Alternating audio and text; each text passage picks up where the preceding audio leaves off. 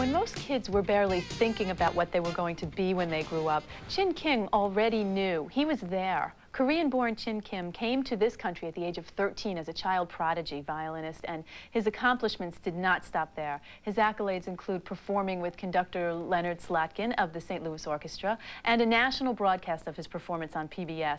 He is also the winner of the Non-Pa Award, the highest honor given to a Korean-born musician. With me now is violinist Chin Kim. Welcome to Metro Guide. Thank you. I am so interested in your story because so often we'll read in the newspapers or magazines about a child prodigy, as they always call it. And it's just very exciting for me to be able to speak to someone who started playing and was so successful at such a young age.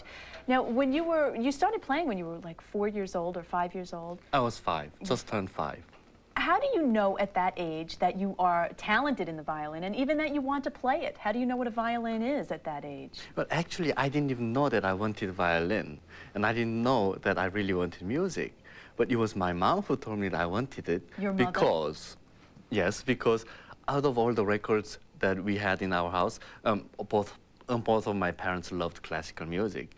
And the recording that I always specifically requested that my parents put on for me was a Mendelssohn Violin Concerto played by Gino Franciscati and the New York Philharmonic. And I played it over and over until it was completely, totally worn out. And my mother said, "Listen, son, you like violin, you like music, let's try it." And I also come from a musical family where my sisters, they play piano and cello. And they said, well, maybe we can make a family trio. And what happened the first time you picked up the violin? Were you comfortable with it, and did you already know? You know, when I first picked up the violin, I couldn't believe the aches I was feeling. I couldn't stand up straight. You know, I was supposed to put the fiddle under the neck like this.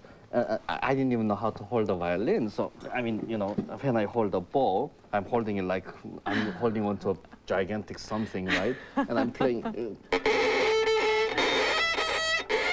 I'm saying, "Oh my God, that doesn't sound anything like what I heard on the recording." I said, "Mom, I want to quit. This is terrible. It sounds terrible." And the mom said, "Just keep at it, son. One day you're going to like your own playing."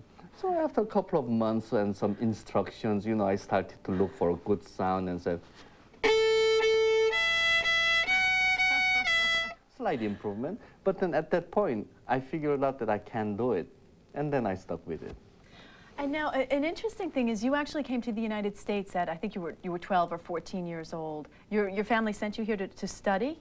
That's correct. When I was in Korea, I had very good teacher, yes, and I was doing very well. But the world-class Mr. Galamian was always a dream for me to work with through Juilliard. And Mr. Galamian invited me to work with him through a tape that was sent to him by someone else. And I met him over the summer, and he invited me to come to Juilliard. Well, I did come to Illinois first by a Korean professor named Won-mo Kim, no relation. But immediately after, I was invited to study in Juilliard through Mr. Galamian, and that's where I spent a lot of time. Well, you have won so many awards, and obviously your training was terrific, and you've come so far. I mean, you were wonderful to begin with, but you've become very well known in your profession. But when you look back at your childhood, do you feel you made the right choice to practice all those hours and to concentrate on one specific thing? You know, that's a fantastic question. When I was young, I'm talking about 5, 6, I was practicing 3 to 4 hours a day. And that's not having much of a childhood. When all my friends were playing baseball, I wasn't allowed to touch the ball because I was possibly breaking a finger or two.